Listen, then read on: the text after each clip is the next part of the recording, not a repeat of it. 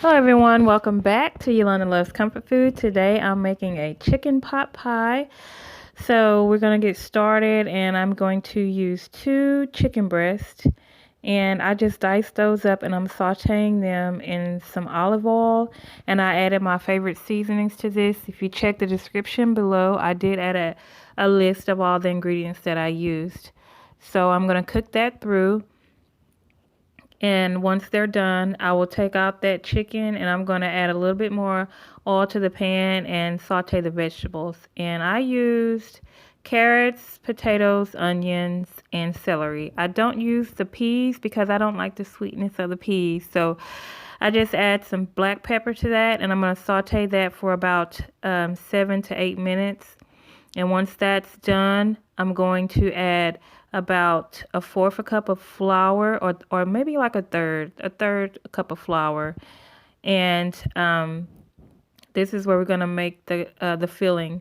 So we're just going to stir that around, and then you're going to add about 2 cups of half and half.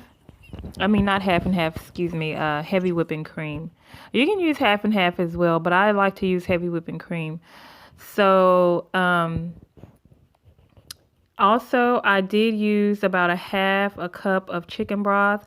I just forgot to record that part. I was on the phone the whole time I was making this, so I was a little distracted. So, and to that mixture, I'm going to add the rest of my seasonings. And I do use a lot of the Badia. I know I like using it. It's not really a salt-based seasoning, so I know I can get a little heavy-handed with that, but it just makes the food so good.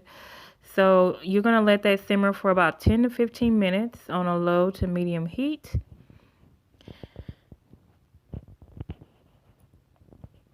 And I'm going to show you guys how I make my pie crust. I do use store-bought sometimes, but it's just too easy to make your own pie crust. So I just take a cup of all-purpose, a cup of all-purpose flour, and I'm going to add about 2 tablespoons of the Crisco, and 2 teaspoons of salt, and we're going to use ice water as well. And I just a little bit of ice water. Now when you add your lard to the flour, make sure that you get your hands down there and get it mixed into the flour, and it's just going to be like a little crumbles, you know. And add a little bit of water. You don't want too much water because you don't want your dough to be all sticky. So once that's finished, you're just going to roll your dough out on a flat surface. I just use parchment paper and put a little bit of flour down and roll it out. I always roll my dough out where it's bigger than the baking dish. I'm going to cut the excess off and just fold the rest of the dough over the pan. I just like doing that because I like eating the extra crust. So, and I poke a hole in the middle. That gives the steam from the pie somewhere to escape.